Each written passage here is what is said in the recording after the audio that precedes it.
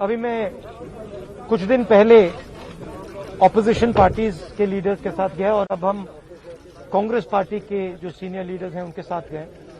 राष्ट्रपति से हमने कहा कि ये जो कानून बनाए गए हैं ये किसान विरोधी कानून है और इससे किसानों का जबरदस्त नुकसान होने वाला है, मजदूरों का, किसानों का। सरकार ने कहा था कि ये कानून किसान के फायदे के हैं और देश को दिख रहा है कि किसान कानून के खिलाफ खड़ा हुआ है। और मैं प्रधानमंत्री जी से कहना चाहता हूं कि ये किसान हटेगा नहीं। प्रधानमंत्री को ये नहीं सोचना चाहिए कि किसान और मजदूर घर चले जाएंगे, नहीं जाएंगे। जब तक ये कानून वापस नहीं लिया जाएगा, जॉइंट सेशन कीजिए और कानून को एकदम वापस लीजिए, क्योंकि किसान वापस नहीं जाने वाला है। और हम सब, विपक्ष की सब पार्टियां किसानों के साथ, मजदूरों के साथ खड़े हैं और खड़े रहेंगे। जिस प्रकार से ये कानून पास किया गया वो भी बिल्कुल गलत था। बिना डिबेट किए, बिना किसानों से चर्चा किए, बिना मजदूरों से पूछे ये कानून ऊपर से थोप दिए गए हैं और इन कानूनों को हटाना ही पड़ेगा, विद्रॉ करना ही पड़ेगा।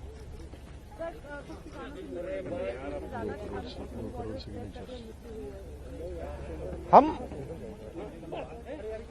3 लोग राष्ट्रपति के पास गए हैं, बट हम करोड़ों सिग्नेचर्स लेके गए। हम किसान की आवाज राष्ट्रपति जी को तक ले गए। सर्दी का मौसम है और पूरा देश देख रहा है कि किसान दुख में है, दर्द में है और मर भी रहे हैं। प्रधानमंत्री को सुनना ही पड़ेगा। और मैं एडवांस में चीज बोल देता हूं।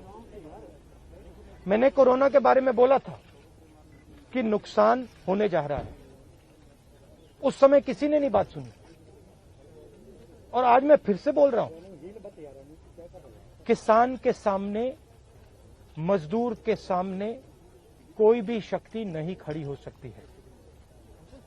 अगर प्रधानमंत्री जी ने कानून वापस नहीं लिए, सिर्फ बीजेपी को नहीं, सिर्फ आरएसएस को नहीं, देश को नुकसान होने जा रहा है। राहुल जी, बार बार बीजेपी की तरफ से कहा जा रहा है कि जो किसान बैठे हैं ये नक्सल हैं, खालिस्तानी हैं, विपक्ष इन्हें बरगला रहा है। इस तरह के आरोप लग रहे हैं।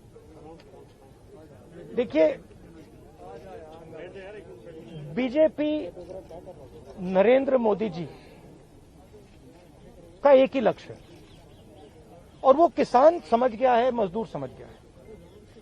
लक्ष्य है कि उनके आसपास जो 2, 3, 4 बड़े क्रोनी कैपिटल्स हैं, उनके लिए पैसे बनाने का काम नरेंद्र मोदी जी करते हैं। जो भी नरेंद्र मोदी जी के खिलाफ खड़े होते हैं वो उनके बारे में कुछ ना कुछ गलत बोलते रहते हैं। किसान खड़े हो जाएंगे तो किसान को आतंकवादी बोलेंगे, मजदूर खड़े हो जाएंगे तो मजदूर को आतंकवादी बोलेंगे। एक दिन अगर मोहन भगवत खड़े हो गए तो कहेंगे ये भी आतंकवादी है। मतलब जो भी नरेंद्र मोदी जी से सत्ता लेने की कोशिश करेगा वो आतंकवादी है।